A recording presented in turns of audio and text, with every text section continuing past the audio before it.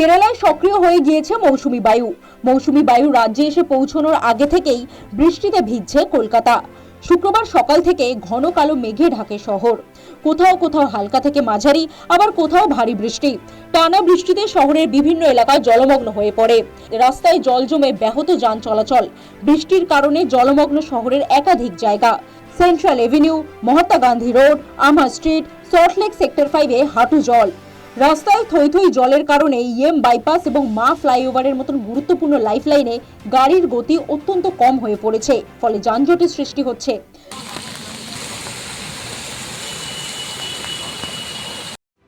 সকাল থেকেই কলকাতা পুরসভার তরফে জমা জল পাম্প করে সরানোর কাজ শুরু হয়েছে।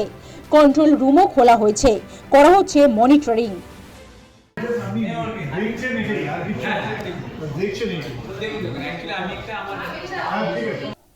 শহরে জমা জলের পরিস্থিতি খতিয়ে দেখেন রাজ্যের পুর ও নগরায়ণ মন্ত্রী অগ্নিমিত্রা পাল।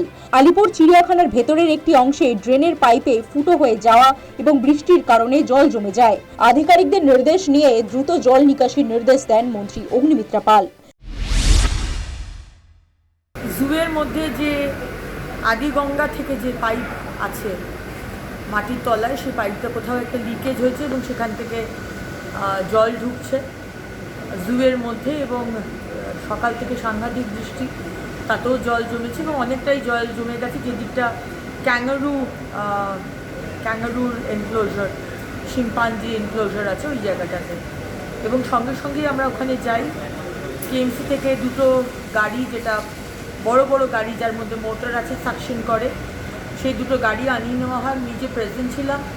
শুধু জু নয়, যেখানে যেখানে জল জমছে বা অসুবিধা হচ্ছে মানুষের, আমি মানুষকে বলবো আমাদের অবধি পৌঁছতে। কেএমসির হেল্পলাইন নাম্বার আছে, ওয়েবসাইট আছে আমাদের, নগর উন্নয়ন দপ্তরের ওয়েবসাইট, সেখানে আপনারা জানেন। আমার নাম্বার যদি থাকে তাহলে সেখানে জানান।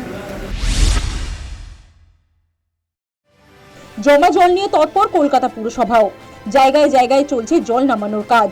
শহরের একাধিক এলাকা জলমগ্ন মেনে নিয়ে বিজেপি বিধায়ক সজল ঘোষ বলেন, আজ থেকে 2-3 বছর পরও যদি একই রকম অবস্থা থাকে তাহলে প্রশাসনের দিকে আঙুল তুলবেন।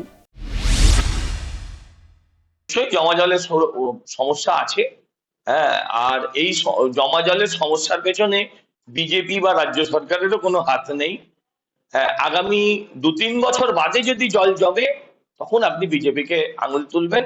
আর বৃষ্টিটাও অনেক হয়েছে। এরই মধ্যে কলকাতা বিমানবন্দরে বাজ পড়ে আহত হয়েছেন 2 জন গ্রাউন্ড স্টাফ। ফ্লাইট থেকে মালপত্র নামানোর সময় বিমানবন্দরের ভেতরেই বজ্রপাতে আহত হন ওই 2 গ্রাউন্ড স্টাফ। তাদের বিমানবন্দরের তরফে প্রাথমিক চিকিৎসা দেওয়া হয়েছে বলে জানায় কর্তৃপক্ষ। জল থই থই কলকাতায় যানজটে ভোগান্তি। আগামী মঙ্গলবার পর্যন্ত টানা বৃষ্টির সম্ভাবনা। কলকাতা সহ 2 বঙ্গে ভারী থেকে অতি ভারী বৃষ্টির সম্ভাবনা। হলুদ সতর্কতা জারি করা হয়েছে দক্ষিণবঙ্গের বেশ কয়েকটি জেলায়। News time.